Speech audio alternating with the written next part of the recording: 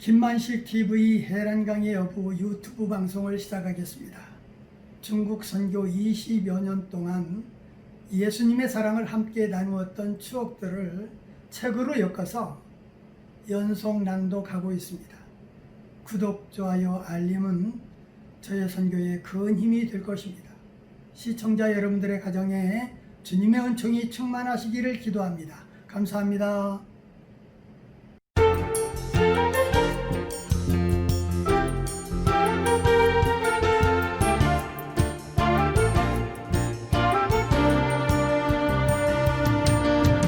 연속 낭독.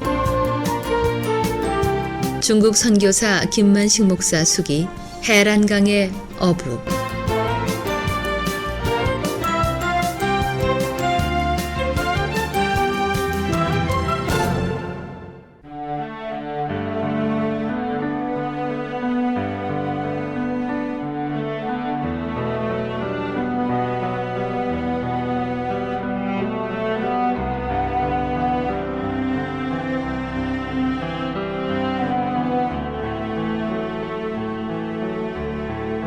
서울 해병대 사령부에서 군인 생활을 하던 내가 28세가 되던 어느 날 그 소녀의 부모님을 찾아갔다.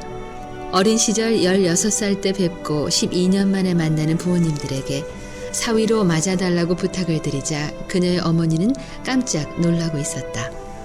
그녀의 부모님을 찾아간 시간은 밤 8시. 겨울철이었기에 사방이 캄캄한 어둠으로 짙게 깔려 있었는데 그녀의 어머니는 그 밤에 나에게 곧바로 떠나라고 하였다. 자기 딸은 같은 마을 청년과 결혼할 것이라고 하면서 갓난아기 때부터 부모들끼리 결혼 약속이 돼 있다는 것이었다. 더구나 머지않아서 결혼을 할 텐데 마을 사람들이 알면 부끄러운 일이라고 하면서 빨리 떠나라고 재촉하는 것이 아닌가? 그뿐이 아니었다. 그 지역 충청도에서는 전라도 사람들과 결혼을 하지 않기 때문에 만일 이 사실이 알려지기라도 하면 마을 사람들에게 망신을 당할 수도 있다고 했다. 하지만 나는 왜 전라도 사람이라고 충청도 사람과 결혼도 못하느냐고 말씀드리고 그런 이야기는 정치꾼들이 만들어낸 슬픈 작품이라고 설명했다. 사실 그녀의 어머니의 말씀대로 그 밤에 마을을 떠나려고 생각도 했지만 막막하기만 했다.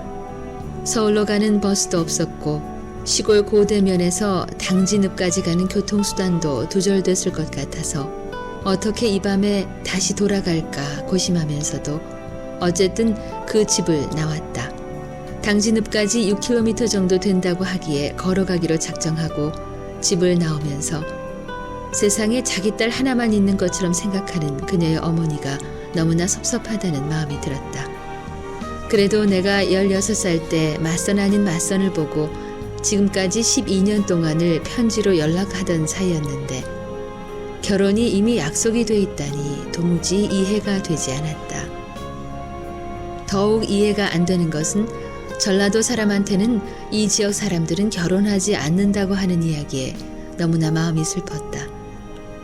비가 오려는지 구름이 낀 캄캄한 밤은 하늘에 별빛 하나 보이지 않았다.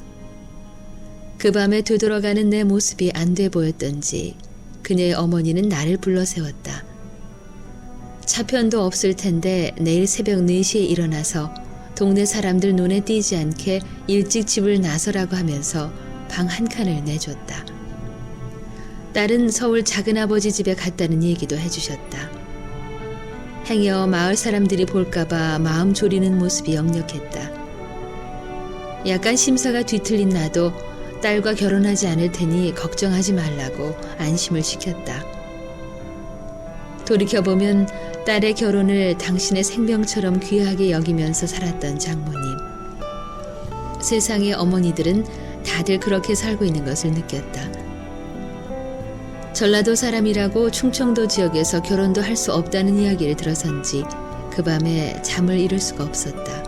해병대 복장을 입고 갔기에 마을 사람들 눈에 더 쉽게 띄게 될 것이라고 하면서 밤새 잠을 자지 않고 먼동이 트기를 기다렸다는 장모님은 새벽 4시가 되기 전에 나를 깨우면서 어서 떠나라고 재촉했다.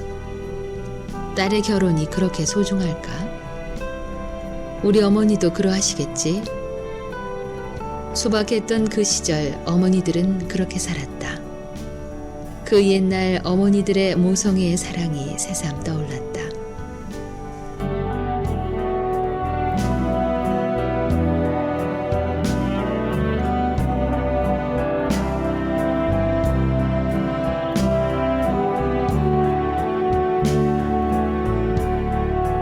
나는 군화끈을 동여매면서 하룻밤 잠을 잘 수 있도록 도와주셔서 고맙다고 인사하고 막 나오는데 장모님과 그 집 시어머니 사이에 입씨름이 벌어졌다. 시어머니는 출장을 갔다가 아침에 오시는 장인을 만나고 떠날 수 있도록 하자는 것과 마을 사람들이 행여 보면 어떻게 하겠느냐는 고부간의 입씨름은 거세져만 갔다. 시어머니는 먼 서울에서 찾아왔는데 애비를 만나지 못하게 한다면 안 된다는 얘기고 이미 정해진 약혼자가 있는데 그 집에서 알면 어떻게 하겠느냐는 장모님의 주장이었다. 약혼식을 하지 않았어도 옛날 사람들은 자신의 아들, 딸을 서로 며느리와 사위로 삼자고 부모들이 한번 약속하면 생명처럼 믿고 살았기에 장모님은 한시라도 빨리 나를 보내고 싶었지만 시어머니의 준엄한 요구를 무시할 수도 없었다. 장모는 빨리 다시 방에 들어가 있으라고 하면서 내가 신고 왔던 군화를 문이 달려있지 않는 창고에 숨기고 있었다. 장모님은 동네 사람들이 그렇게도 무서운지 마치 큰 죄인이 당신 집에 온 것처럼 어쩔 줄을 몰라 하시며 사전에 연락도 없이 불쑥 나타난 나를 원망하는 것 같았다. 출장을 다녀오신 장인은 아침 식사 전에 도착했다. 장인과는 처음 만남이었다. 내가 소년 시절에 그 집을 찾아갔을 때는 만나보지 못했었다.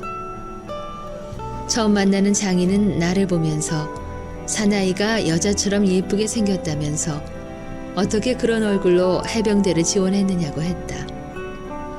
사나이는 자기처럼 우락부락해야 된다고 하면서 자기는 군인 중에 군인 해군 출신이라고 소개했다. 그래서 그런지 말 한마디 한마디가 시원시원했다.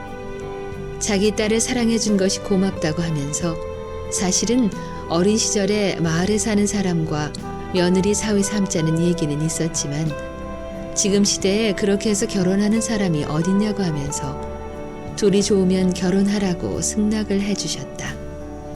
자기는 전라도 사람들을 좋아한다고 했다. 군대 생활을 하면서 전라도 사람과 함께 생활해봤는데 어려운 일은 먼저 하려고 하고 끈기가 있고 정직하고 생활력이 강하고 의리가 있다고 하면서 이 바닥 충청도 지역에서는 전라도 사람들을 사람 대접하지 않는 것은 사실이지만 그건 정치꾼들의 술수라고 하면서 나를 크게 좋아하고 있었다. 옆에서 듣고 있던 장모님은 못내 마음이 불편한지 자리를 떠나면서 그렇게 쉽게 승낙하느냐는 핀잔이었다. 역사는 밤에 이루어진다고 했던가? 그 밤에 찾아간 처갓집. 그 옛날 나는 그렇게 어렵고 아슬아슬하게 결혼을 했다. 지금쯤 장모님은 장인에게 전라도 사람이기에 이혼하면서까지 미국에 가려고 그러는 것 아니겠느냐고 이야기하면서 그렇기 때문에 결혼을 쉽게 승낙한 것이 원망스럽다고 이야기하고 있을 것만 같아서 서울로 돌아오는 발걸음이 더 무거웠다. 나는 미국병 때문에 장인 장모님에게 죄를 짓는 것 같아 마음이 아파왔다. 내가 결혼하고 1년 후 장모님에게 19인치 텔레비전을 사가지고 갔다. 마을에 TV가 없던 그 시절 장모님 집은 밤마다 영화관이 됐다. 사위가 사다 준 텔레비전은 그 마을 사람들의 문화 수준을 높게 해주고 있었다. 장모님 옆집에 사는 고대교회 임장로님은 자기 딸이 4명인데 나 같은 사위를 얻겠다고 처갓집을 갈 때마다 나를 찾아와서 자기 딸을 중매하라고 부탁했다. 내가 장모님의 필요한 모든 것을 해결해주는 해결사가 됐을 때 그 지역 마을 사람들은 전라도 사람이 그렇게 좋은 줄 몰랐다고 소문이 나기 시작했다. 나 한 사람을 바라보면서.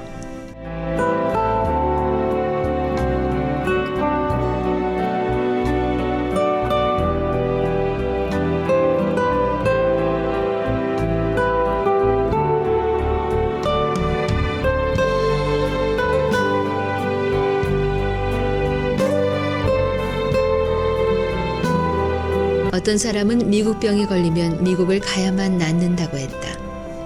그 미국병 때문에 결혼 전에 안타깝고 슬픈 과거가 다시 반복되는 것 같아 마음이 아팠다. 이혼하던 날 아내를 데리고 나의 고향 가정법원이 있는 군산에 내려갔다. 그날 아내는 나에게 이런 질문을 했다. 아내보다 미국이 더 좋은가요? 당신의 꿈이 이루어질 수 있다면 이혼해드리죠. 그런데 당신의 그 꿈이라는 것이 도대체 뭔가요? 아쉬워하며 이혼 도장을 찍는 아내의 손은 떨리고 있었다. 미국이 어떤 나라이기에 아내의 마음속에 이토록 슬픔과 상처를 주면서까지 떠나야 되는지 아내에게 미안했다. 아내가 질문했던 내 꿈은 미국만 들어가면 모두 성취될 것 같았다. 빨리 미국에 들어가는 방법은 미국 영주권자나 시민권자 여성과 결혼하는 것인데 한국에서 찾는다는 것은 무척 어려운 일이었다. 미국 시민권자나 영주권자와의 위장 결혼을 바라며 기다리던 나의 기다림의 시간들은 내 마음을 더 조급하게 했고 또 다른 방법을 시도하게 했다. 미국에 들어가기가 너무나 어려웠기 때문에 남미 아르헨티나로 먼저 들어가 정착을 한 후 기회를 보며 미국에 들어가기로 결심을 하고 브로커를 만났다. 그는 나에게 80만 원을 요구했다. 해병대 11년의 군인 생활에서 받은 퇴직금 80만 원을 아르헨티나에 보내주겠다고 하는 브로커에게 주었지만 그 사람은 그 돈을 받고 1년 동안 연락이 없었다. 1977년 당시 80만 원이면 서울 변두리 지역에 집 한 채를 살 수 있는 돈이었는데 아쉬웠다. 그런데도 웬일인지 미운 마음이 없었다. 돈을 가지고 간 브로커에게서 1년 후에 연락이 왔다. 파라과이, 우루과이, 브라질, 아르헨티나 등 남미 4개국에서 농업 이민을 받아주었는데 한국에서 남미로 이민 간 사람들이 농사를 짓지 않고 도시로 들어와서 장사들을 하기 때문에 그곳에서 더 이상 이민을 받지 않기로 했다는 절망적인 소식과 함께 나한테서 받아간 80만 원은 이미 경비로 모두 사용됐다고 했다. 군대 생활 11년의 퇴직금인데 때로는 생사의 갈림길에서 울부짖었던 한많은 세월 속에서 얻어냈던 퇴직금 80만 원. 그 돈의 가치를 어떻게 계산할 수 있을까? 나의 피와 눈물과 땀으로 만들어졌던 목숨과 같았던 퇴직금이 아르헨티나를 보내주겠다고 장담하던 브로커의 돈이 될 줄을 어찌 알았을까?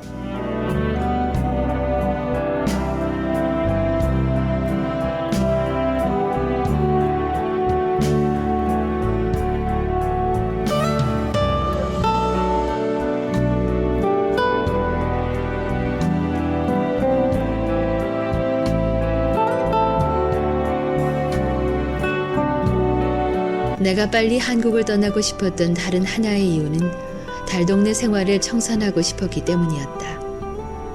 달동네라는 말이 언제부터 나왔던가. 가난한 사람들이 옹기종기 모여 사는 그늘진 삶의 모습을 어느 해 TV 드라마로 비춰주기 시작하면서 우리들의 삶 속에 자연스럽게 달동네 사람들이라는 명칭이 사용되게 된 것이다. 나도 달동네에서 10년을 넘게 살았으니 달동네 출신이다. 행정구역으로 용산구 용산 2가동 일명 해방촌 달동네는 나의 제2의 고향이다. 해병 하사관 박봉으로 시작한 결혼 생활은 기지개도 한번 마음껏 펼 수 없도록 만들었다. 자녀 셋을 데리고 이 집 저 집으로 이사 다니는 새빵살이. 이사 8번을 하면서 아내는 지쳐있는 듯했다. 사내 아이만 셋을 둔 우리 가족은 방 얻기가 힘이 들었다. 개구쟁이 사내 녀석 셋이 떠들어대는 소리를 집주인이 어떻게 참을 수 있겠는가. 거짓말까지 하면서 이사를 다녀야 했던 시절. 4번째 이사를 위해 집을 구하러 다니던 중 우리와 집 계약을 하려던 집주인은 우리에게 아이들이 몇 명이냐고 물었다. 아내는 2명이라고 모기 소리보다 작게 말했다. 아이가 셋이면 방을 주지 않을 것 같기에 거짓말을 한 것이다. 아내 곁에 서 있는 내 모습이 불쌍하다고 생각됐다. 이사 오면 들통이 날 텐데 나는 가슴이 두근거렸다. 이사 오던 날 아내는 주인집 아주머니에게 당장 갈 곳은 없고 아들만 셋이라고 하면 방을 줄 것 같지 않아 거짓말을 한 것이라고 용서를 빌고 이사를 들어갔지만 6개월을 살지 못하고 그 집에서 쫓겨났다. 집 주인이 우리 아이들 떠드는 소리에 잠을 이루지 못한다는 것이 이유였다. 5번째 이사 간 집은 한 달에 4만 원씩 반값으로 지출하는 사글세 셋집이었다. 대지 60평에 건평 50평 정도 되는 집에서 5가정이 살아가는데 그중 우리 집이 제일 큰 방이었다. 10평 정도 되는 방에서 11명이 살아야 되는 힘든 달동네 우리 집은 전 세계에서 인구 밀도가 제일 으뜸인 것 같았다. 내가 맏아들이고 또 당시에는 시골에서 서울로 올라오는 탈농촌 시대가 한참 진행 중이었기 때문에 달동네에서 사글세로 살아가는 우리 집은 시골 사람들의 정거장 역할을 해야 했던 것이다.